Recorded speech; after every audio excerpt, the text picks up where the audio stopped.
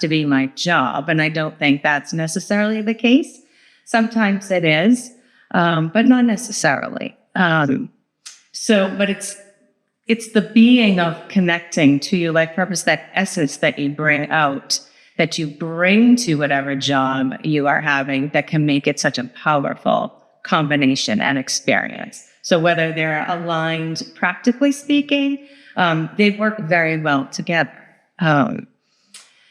Well, the second piece to that as to why people may have not found their life purpose and lived it is that it's not an easy thing to do.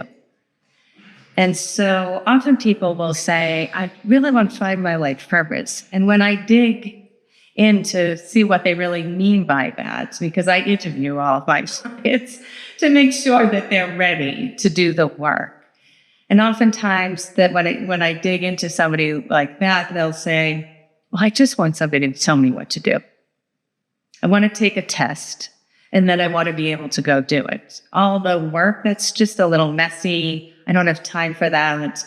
And, but unfortunately, the truth of the matter is that's where all the gold is. We have to go there and go through it so that you can feel your way to your life purpose.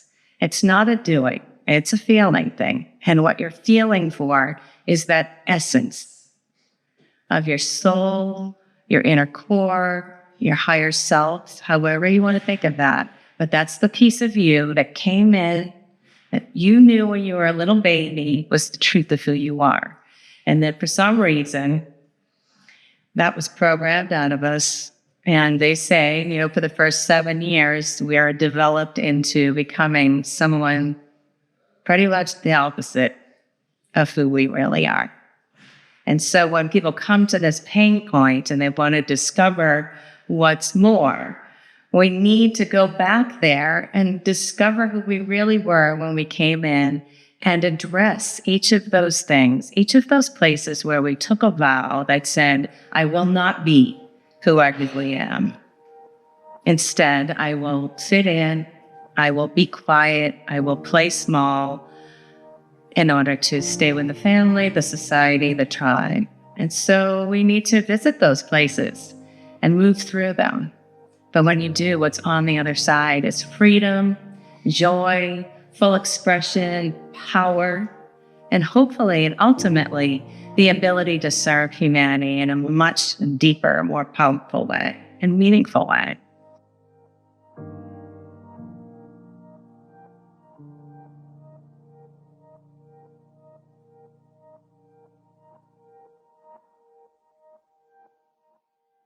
Hey, everybody. I'm excited about the episode this week. My name, as you may know, is Zenka Caro. I'm founder of LightNet.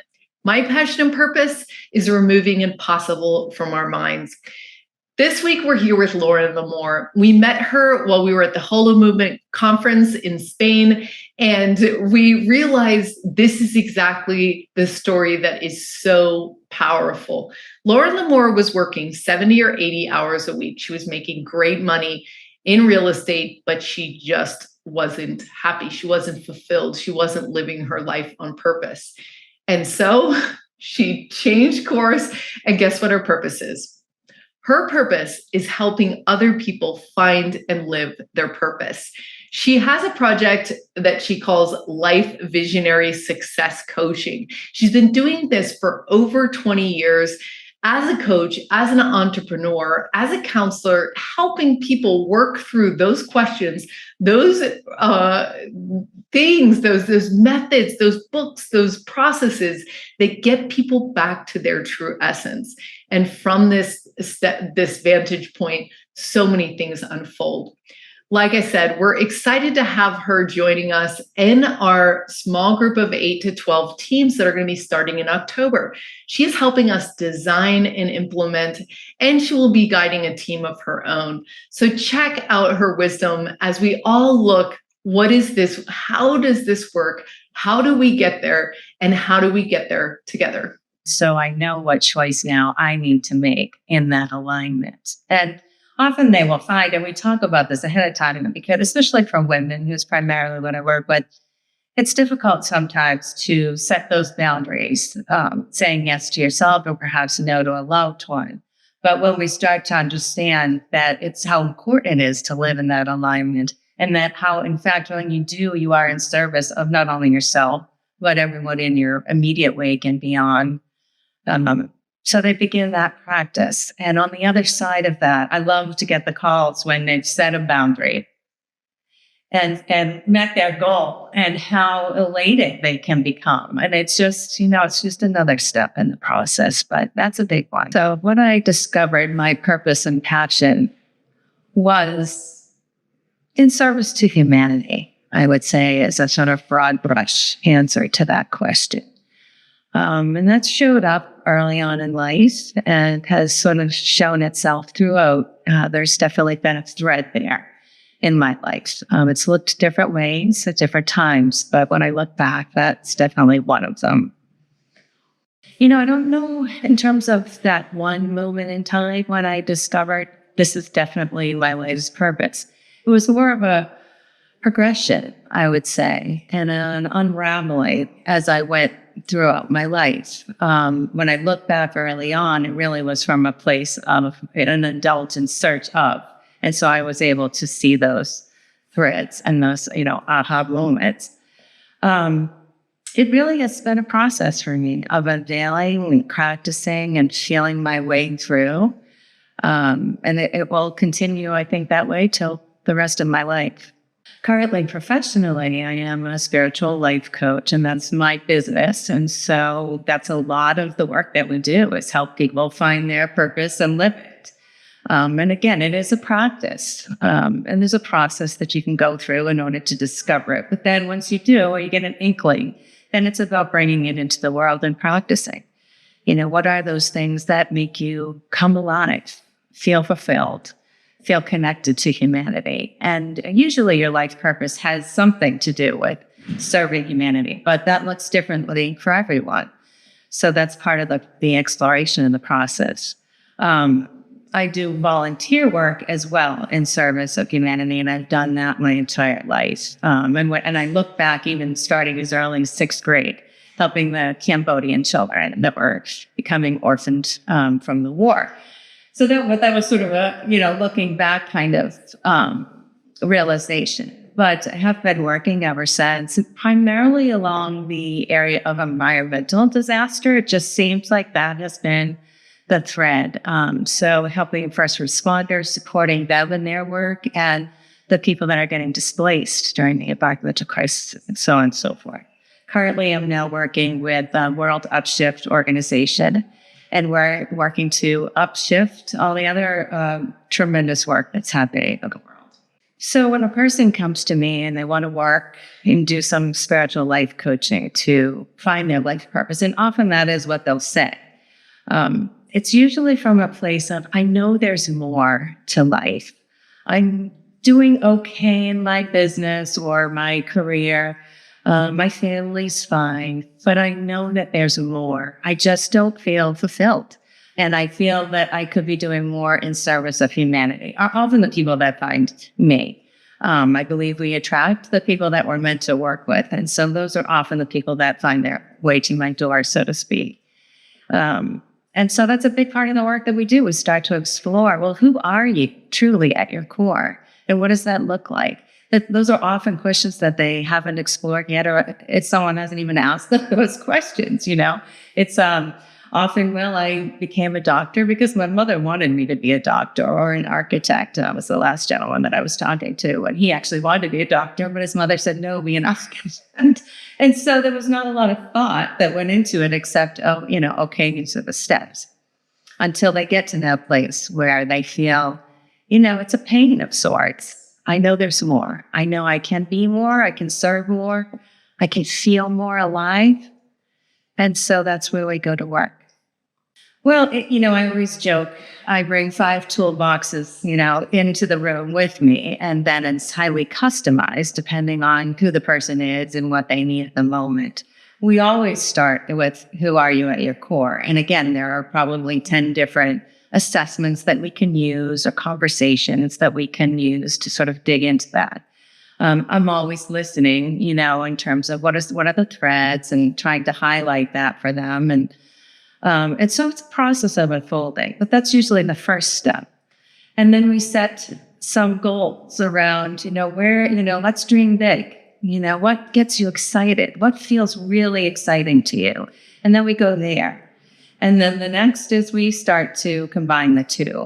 It's very important to have a strategic plan to follow, because in that movement towards your big, exciting goal is where the real work will occur, because that's when you start to come up against yourself, as I said. And that's where the tools will let it come. If it's a healing, it's a rewiring of a belief, an affirmation. I mean, there's so many different tools that we can use as life coaches, but that's generally the process that I use. And it's, the gift and the exploration and the journey of it. And also the sort of rewiring or reframing the thinking that coming up against yourself is a positive thing. Celebrate. Now you know exactly what it is and how to deal with it. And my goal is always to empower them with their own sort of special tools that they can use moving forward, knowing that, hopefully they're going to continue to grow and stretch. And when they do, that tool will be readily available. I believe in setting yourself up for success, not waiting till you're up against the wall to then be scrambling, where's my tool? So that's a big piece of the process too. And again, it's different for everybody. What might work for me may not work for you. But after doing this for so long, a couple of decades, you tend to collect tools that will fit just the right way. There's a real sense of empowerment and courage and knowing what they need to do in every moment. And so, meaning they have the goal and they have the plan that we've created.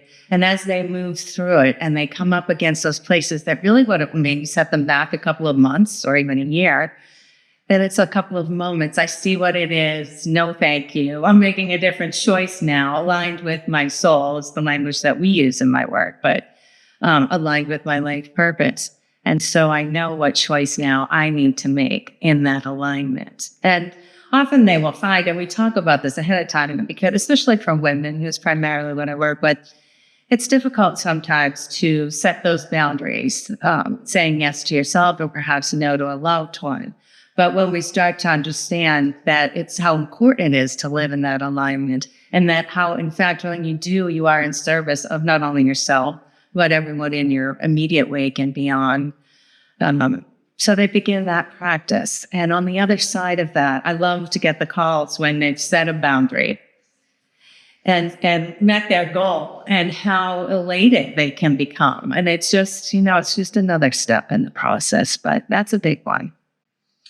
So the biggest struggle I faced in living my own purpose was coming up against the programming of my family and society about, you're not really that, or you're not meant to do that. People from our family do these sorts of things, or you're a girl or a woman, so you should follow this track.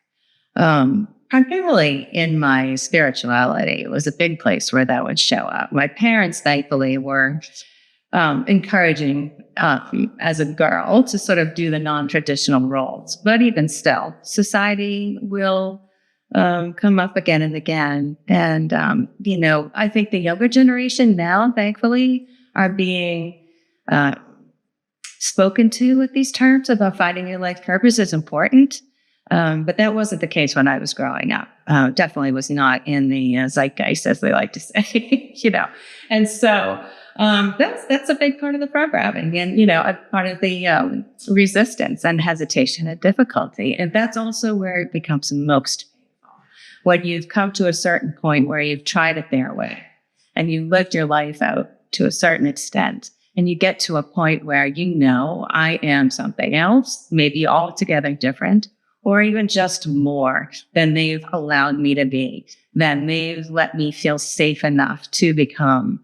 And there's a whole host of reasons why that happens. And, we all have programming, and our parents did as well, and so on and so forth. And there's trauma and all sorts of things that come up that hold us back. But Those can be, in my experience, some of the most difficult things to overcome, but they can be. And I like to tell everybody, I have done my share of personal growth work by necessity, but it's possible. And I always say, if I can do it, anyone can do it. And I would love to encourage anybody who's listening to this to do it, because it's powerful work. A couple of reasons why I think not a lot of people are either looking for their life purpose or finding it. And I think the first piece of that has to do with societal programming, in that it's not encouraged for all the reasons that I think most of us are aware of. There are reasons why people like to keep people sort of in a box and on track, and we'll just assume it's all well-meaning, but I do think that's a big part of it. And so they were not encouraged to find their life purpose. It's just, that's airy-fairy, waste of time, or maybe something that you do when you're retired, but not if you are going off to make a life. You go to college and you get a job and you raise a family, or the things, whatever your track may be.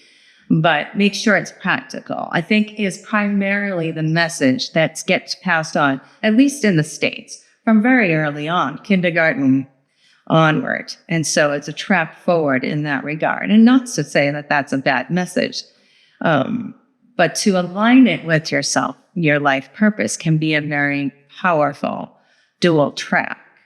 A lot of people do get confused, and they think that, oh, my life purpose has to be my job. And I don't think that's necessarily the case. Sometimes it is, but not necessarily. But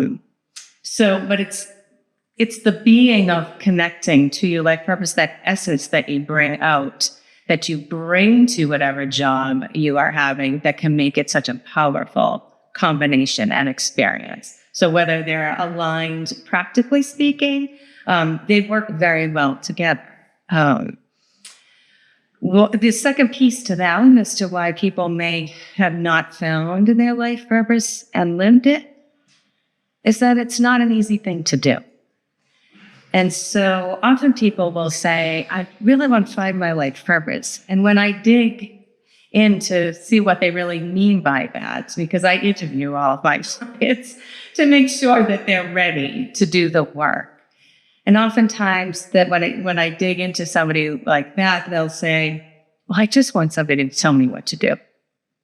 I want to take a test, and then I want to be able to go do it. All the work that's just a little messy, I don't have time for that. And, but unfortunately, the truth of the matter is that's where all the gold is. We have to go there and go through it so that you can feel your way to your life purpose.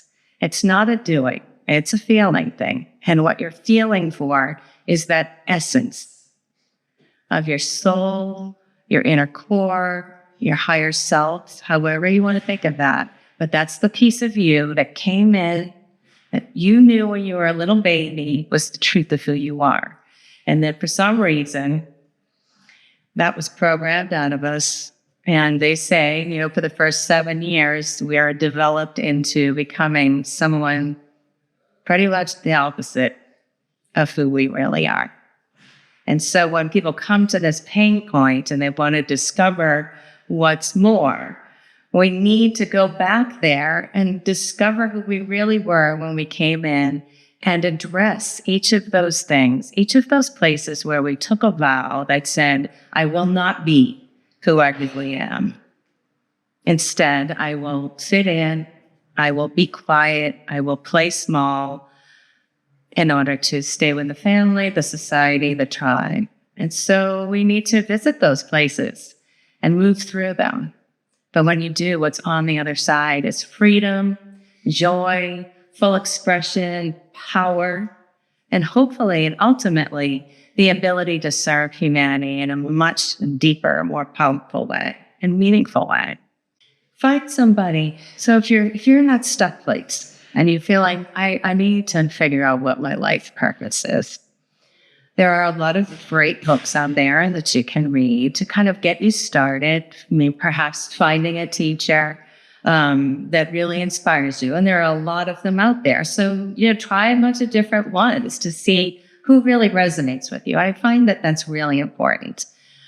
Some people, one person may say it one way, you can't really relate, but someone else says it another way, and it's sort of like, bingo, I get it, And it's important to find the right person. So, read some of those books. Read about how other people have done it. Perhaps that's a guide for you as well.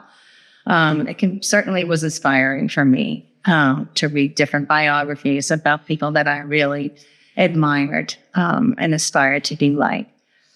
And so that's where I would start. And then there are a lot of assessments you can take to just get you pointed in the right direction. And the last step is to really find a supportive, either a person, a coach, a teacher, or ideally a group. Because in a group that will take you on a journey. This was the biggest gift I gave to myself, is I found my soul group and I traveled with them over time, doing this deep explorative work. It has to be a safe group and it has to be a solid container. But when you do that, they can reflect back to you. You know what? Because what's funny and what you'll find is that your group will be able to know you faster than you ever will yourself, which is kind of mind-blowing. And I was even resistant to that idea myself, which most people are. But it is the truth. Because we spent so many years building defensive and necessarily too. So, and masks, even those of us who have been on the spiritual journey for decades, we have lots of spiritual masks that we use to keep us protected and keep us feeling safe. And when you find your right group, they help you to feel safe enough so that you can take off a mask too.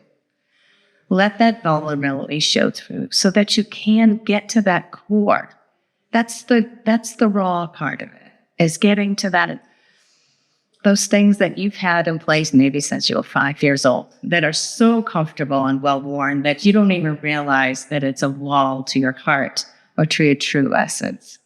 And so when you can get in a nice group like this, a safe environment that allows you to let down a defense, take off a mask, practice shining that light or being aligned with your soul the way that you used to maybe when you were 2. They can reflect back to you. I see you. And better yet, I can feel you. And I love it. And it feels really good. And keep on doing it. That's the work. And when you lock into that, then you have a frame of reference. And so as you go out into the world and you're taking this newfound essence or this rediscovered essence, you'll know, okay, I just stepped off. Let me get back to that place where my heart is open and I'm alive with my soul. I'm fearless. I'm courageous. I'm clear. I'm empowered. I know what is right. You go down the road a bit, you slip off again. Oops. And it takes a minute, if even that. But without the awareness, how do we course correct? And so that's what I would say. So what I've discovered about my effect on the world by living more into my life purpose on a daily basis, that's my goal for myself, that every day I live it a little bit more each day. I've discovered that I've been able to help more people. I can hold a bigger space. I can hold a safer container. I can allow people to feel more free, liberated, and encouraged to be as much as themselves as they possibly can. I wouldn't be able to ask people to do it if I weren't able to do it myself. And I understand how precarious a journey this can be. It is definitely not for the faint of heart, but I encourage everyone to at least try it because your ability to serve the world, as I said, will be so much greater. And as we know, we're all connected. And if you are of that belief system, the scientists will tell us now that we are all connected. And so if you are vibrating in relation to your life purpose or aligned with your soul, You're vibrating at the highest vibration you can hold as a human being. And by just doing that and showing up daily, you're affecting, as I said, everyone in your wake, but also the field and the world. That's why it is imperative that we do not skip over these steps. It's easy to say, I want to find my life purpose and not do it. I want to encourage everybody to actually do the work. And that's the thing that's going to get us to where we want to go. So what would the world look like if everyone or the majority of the people were living their life's purpose? It would be a beautiful place to live because everyone would understand that we are connected. We are divine creatures. Each one matters. There is no hierarchy with regard to that. You understand that we are spiritual beings having a human experience. It's the true for all here. And that makes a tremendous difference in each and every choice that you make throughout your day. All sentient beings are connected in that way. And so how you move in the world connected to your life purpose, as I said, lifts everyone in your wake, lifts the field, and affects everything. Every single choice we make comes from a place of love, compassion, and connection. Are you looking to begin your life of passion and purpose? We are waiting for you with our groups of 8 to 12. These loving teams are formed to look over our success data to find the fastest and funnest and most direct way for you to find your purpose and calling in life. To find out more, go to holomovement.net/purpose.